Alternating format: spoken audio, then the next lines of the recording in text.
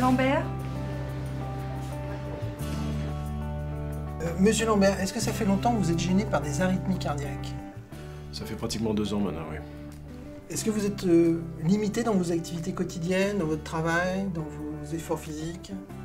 Quand je fais du vélo, au bout d'un moment, je suis obligé de m'arrêter. Parce que j'ai des palpitations qui sont trop puissantes.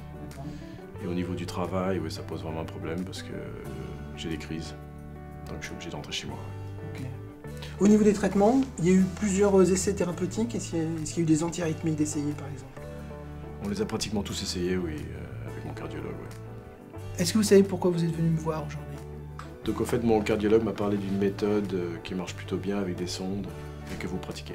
Donc je vais vous expliquer un petit peu comment ça se passe. Je vais vous parler de la base de la technique qui consiste à faire une ablation par radiofréquence à l'intérieur du cœur avec l'aide de sondes.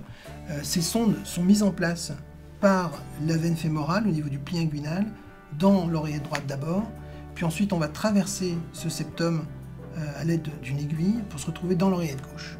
C'est dans l'oreillette gauche que se trouve la maladie, au niveau des veines pulmonaires, donc vous avez ici les deux extrémités de 2 veines, et on va pratiquer des brûlures, point par point, tout autour de ce qu'on appelle l'ostium de la veine pulmonaire, pour l'isoler électriquement, et faire en sorte que même si la veine est toujours pas malade, elle ne pourra pas induire l'arythmie dans l'oreillette gauche.